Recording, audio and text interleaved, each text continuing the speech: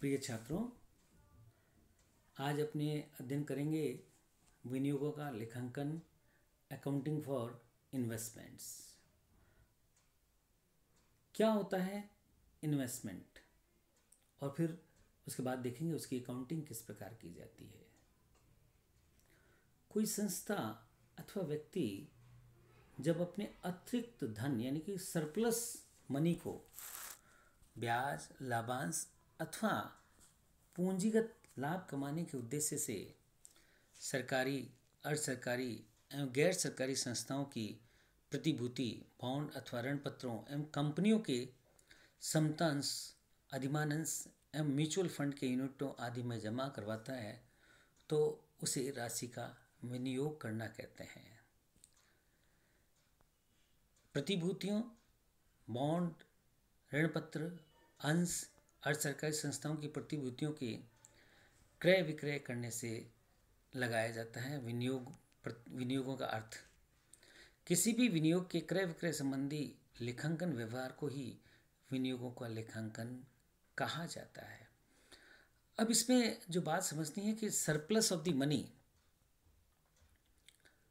कोई संस्था अथवा व्यक्ति कहाँ विनियोजित करे, इसके बारे में जो आपको अभी बताया कि समतांश है, अधिमानंश है, म्यूचुअल फंड्स है, बॉन्ड्स है, ऋण पत्र है। विनियोजन के ये अनेकानेक तरीके हैं। तो विनियोगकर्ता जो इन्वेस्टर है वो दो तरीके से अपना विनियोजन करता है। कुछ ऐसे इन्वेस्टर्स होते हैं, विनियोजक होते हैं जो कि सुरक्षित विनियोजन चाहते हैं। कुछ जो रिस्क बियरिंग कैपेसिटी रखते हैं वो अपना विनियोजन अलग तरीके से करते हैं। वो लोग इक्विटी शेयर्स यानी कि शेयर्स में करते हैं। और जो सुरक्षित कि भाई हमारी मनी सुरक्षित रहनी चाहिए, वो बॉन्ड्स, ऋण पत्र, डिबेंचर्स में इन्वेस्ट करते हैं।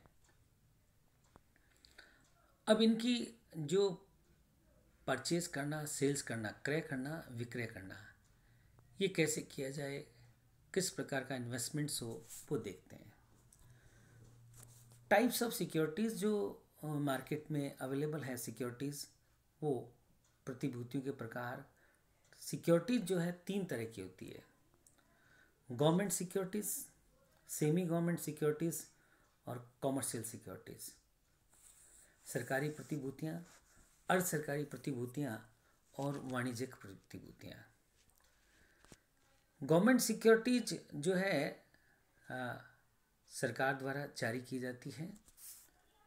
सबसे सेफ जो इन्वेस्टमेंट, जो विनियोजन माना जाता है वो गवर्नमेंट सिक्योरिटीज़ में होता है।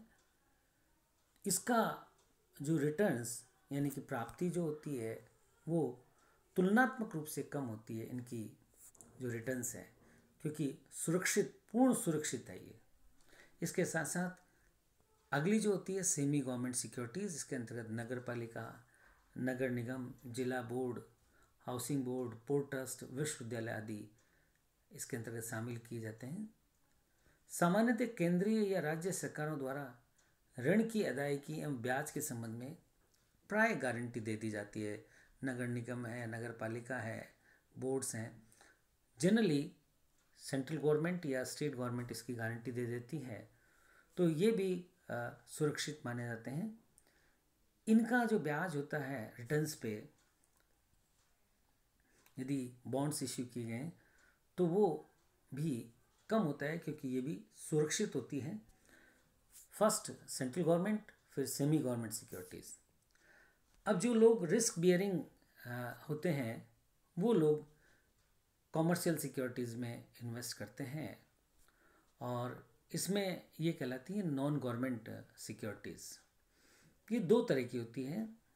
ये भी स्थायी आय वाले विनियोग यानी कि फिक्स्ड इनकम, और परिवर्तनशील यानी कि फ्लेक्सिबल यानी कि variable income. Fixed income securities जो होती है ये नॉन गवर्नमेंट सिक्योरिटीज़ बता रहा हूँ। बॉन्ड्स है, ऋण पत्र है यानी कि बॉन्ड्स, डिबेंचर्स। इसके अंतर्गत स्थायी ब्याज के रूप में आय वाली प्रतिभूतियों पर सामान्यतः ब्याज अर्ध वर्ष के अंतर से दिया जाता है। सामान्यतः मैंने कहा है, कुछ ऐसी बॉन्ड्स या सिक्योरिटीज़ हैं जिनमें ईयरली होता होगा, लेकिन जनरल प्रैक्टिसेस ऐसी है कि ये हाफ ईयरली इंटरेस्ट पे करती है, लेकिन जो प्रेफरेंस शेयर्स हैं उन पे डिविडेंड ईयरली पेमेंट किया जाता है। परिवर्तनशील इक्विटी शेयर्स सामान्य समता अंशों पर लाभांश सामान्यतः वार्षिक प्राप्त होता है। ये फ्लैक्सिबल होता है, इसमें रिस्क बियरिंग जो है सबसे ज़्यादा होती है समता अंशों में। इसके बाद है कि इनका अकाउंटिंग कैसे करें। विनियोगों के लेखांकन के संबंध में लेखा मानक 13 अप्रैल 1 1997 है, उसके बाद प्रारंभ हुई अवधियों के वित्तीय विवरण प्रभावी होंगे। प्रतिभूतियों के क्रय विक्रय मेथड्स ऑफ सिक्योरिटीज, क्रय और क्रय की विधियां क्या है वो देखिए। आप कहाँ से ले सकते हैं सिक्योरिटीज, कहाँ से परचेज करेंगे। एक तो इशूइंग जो कंपनी है, संस्थान है, निर्गमित करने वाली संस्था से निर्गमन के समय प्रत्यक्ष के डायरेक्ट परचेज कर लें आप जब कंपनी इशू कर रही है। लेकिन किसी कारण से आप इशूइंग एजेंसी से नहीं खरीद पाए, हो सकता है कोई कारण रहा हो, तो उस स्थिति में प्रतिभूतियों का बाजार से क्रय। आप इशूइंग कंपनी से, जो जारी करने वाली कंपनियों से नहीं खरीद पाए, तो आप मार्केट से भी इसको खरीद सकते हैं। यदि कोई निवेशक प्रतिभूतियों को निगमित के समय नहीं खरीद सकता या कम खरीदता है तो स्कंद बाजार से खरीद सकता है, मार्केट से जो है उसे खरीदे। इन प्रतिभूतियों का क्रय विक्रय स्कंद बाजार में दलालों के जरिए किया। अब जो आप मार्केट से खरीदेंगे तो कैसे खरीदेंगे? ब्रोकर्स के थ्रू। परचेज है या सेल्स है, जो स्टॉक एक्सचेंज के ब्रोकर्स हैं उनके थ्रू करेंगे। तो ब्रोकर जब ये काम करेगा तो उस कंडीशन में वो आपसे ब्रोकरेज लेगा, चाहे आप खरीदें चाहे आप बेचें। Brokerage will be charge on the transactional value. ये हमेशा ध्यान रखिएगा कि ब्रोकरेज जो है charge on the transactional value, जो ट्रांजेक्शनल वैल्यू व्यवहार मूल्य है उस पर चार्ज की जाती है। ब्याज की गणना सदैव प्रतिभूति के अंकित मूल्य पे की जाती है।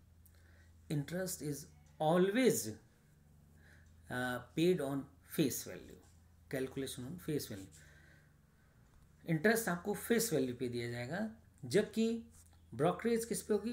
ट्रांजेक्शनल वैल्यू पे। याद रखिएगा कि interest is always paid on face value, brokerage is always paid on transactional value. But if given in the question brokerage is paid on the face value, in that case you will consider face value. In general practices brokerage will be charged on the transactional value. प्रतिभूतियों का क्रेता जब प्रतिभूति को अपने नाम में हस्तांतरण करवाता है तो उसका हस्तांतरण शुल्क स्टैंप ड्यूटी देना होता है।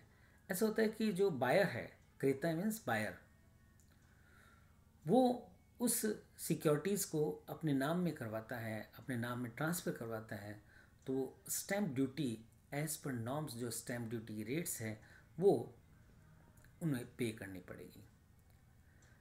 दलाली ब्रोकरेज जो है वो पे की जाती है बायर एंड सेलर दोनों द्वारा, क्योंकि वो तो ब्रोकर के थ्रू खरीदते हैं, ब्रोकर के थ्रू हम पेमेंट करते हैं। तो ब्रोकरेज जो पे की जाएगी उस दलाली की राशि पर 18% GST, 18% GST will be charge on the amount of the brokerage. ये विशेष रूप से ध्यान रखेगा यदि जो ट्रांजेक्शन आफ्टर 1 जुलाई 2017, 1 जुलाई 2017 को या उसके पश्चात कोई ट्रांजेक्शन हुआ है तो 18% GST विल बी चार्ज। अब इसमें जो आप न्यूमेरिकल्स करेंगे तो थोड़ी उलझन आएगी। किसी के पास यदि नई पुस्तक है तो GST चार्ज कर रखा है, पुरानी पुस्तक है और उसने उस ईयर को चेंज नहीं किया तो उसमें GST चार्ज नहीं। लेकिन आपको ध्यान रखना है 1 जुलाई 2017 या उसके पश्चात कोई ट्रांजेक्शन हुआ है तो 18% GST किस पे होगी? दलाली ब्रोकरेज। तो विशेष रूप से 3 बातें याद रखनी है। Brokerage will be charged on the transactional value, interest will be paid on face value, and GST 18% GST will be charged on the brokerage amount जो है उस पर चार्ज किया जाएगा। Thank you.